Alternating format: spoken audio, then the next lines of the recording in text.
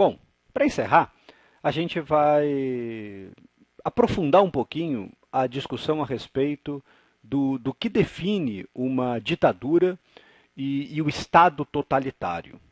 Bom, eu posso inicialmente colocar o que seriam as características mais gerais dessa ditadura, desse Estado totalitário.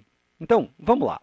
Em primeiro lugar, existe uma ideologia oficial que é imposta a todos. Essa ideologia nasce de um partido único, e esse partido único é comandado com mão de ferro por um ditador. Esse partido tem completo controle da burocracia estatal, do funcionamento do governo, e para impor esses valores a todos se vale do terrorismo policial e de um aparato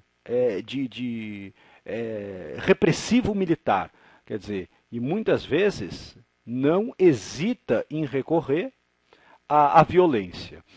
Não existe liberdade de expressão, então há um monopólio dos meios de comunicação, há uma verdade única que precisa ser transmitida a todos, e existe centralização das decisões econômicas. Bom, mas essas características dessa ditadura e desse Estado totalitário, elas se manifestam em muitos momentos históricos diferentes, de maneira que a gente podia apontar agora os tipos principais de ditaduras. Bom, eu podia falar em ditaduras autoritárias, em ditaduras totalitárias, em ditaduras reacionárias e em ditaduras revolucionárias. Vamos lá em alguns exemplos? Bom, como ditaduras autoritárias, eu tenho o exemplo do general Franco e do Salazar. Ambos na Península Ibérica, Espanha e Portugal, foram governos aí, basicamente da primeira metade do século XX, mas que também tiveram continuaram, enfim, durante uma boa parte dessa segunda metade do século XX. Foram movimentos que surgiram na época do nazifascismo, mas não chegaram ao totalitarismo. O totalitarismo ele vai se manifestar aí sim, né? Na Alemanha com Hitler ou com Stalin na União Soviética, o que significa que as ditaduras totalitárias elas não são só de esquerda ou só de direita, longe disso. A gente tem ditaduras conservadoras, elas foram dominantes na América Latina, é o caso do Brasil, é o caso do Chile, e a gente tem ditaduras revolucionárias, como vai acontecer na China ou em Cuba, que pretendem realmente alterar completamente a ordem social. Aqui, eu queria comentar com um pouquinho mais de cuidado, claro, o caso do Brasil. A gente viveu uma ditadura até 1985.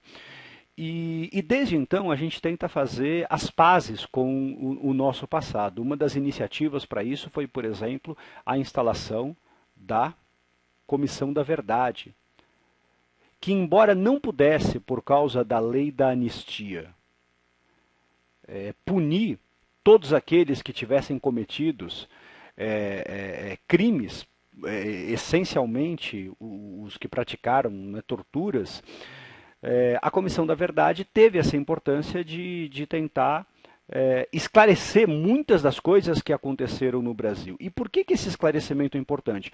Porque o que define justamente uma ditadura é a gente não ter acesso à informação.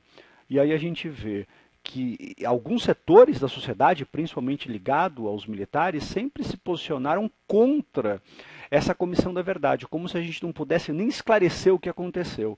Quer dizer, é um indicativo de que essa mentalidade ditatorial ela continua existindo na cabeça de algumas pessoas que não lidam bem com essa possibilidade de as pessoas serem informadas sobre o que de fato aconteceu numa sociedade.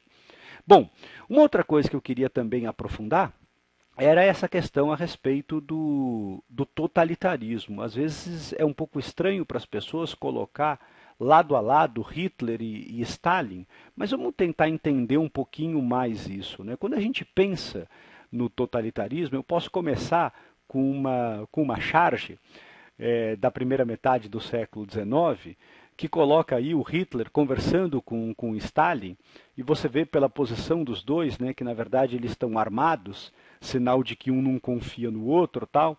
E aí o Hitler diz: boa piada, ninguém conhece as nossas intenções, hein?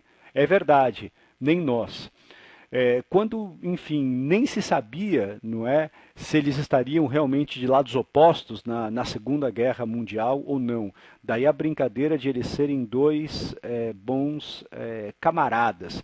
E, de fato, os dois se caracterizaram, né, por serem os responsáveis por ditaduras extremamente violentas.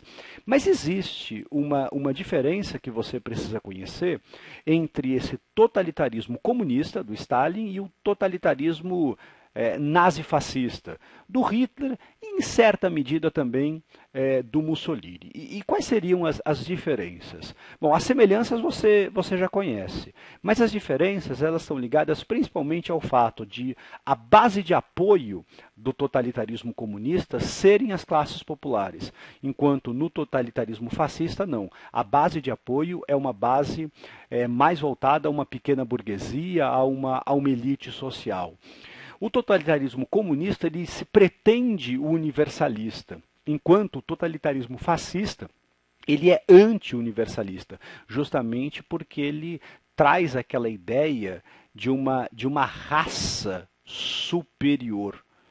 E é por isso que quase sempre o totalitarismo fascista ele empurrou as pessoas para posturas extremamente preconceituosas. Agora, embora haja, como eu disse, essas diferenças, isso não significa que o resultado final dessas duas formas de totalitarismo não tenham sido catastróficas para os países, né, que viveram esse tipo de ditadura. Ok? Bom, tem um exercício para a gente fazer a respeito do tema. Vamos lá?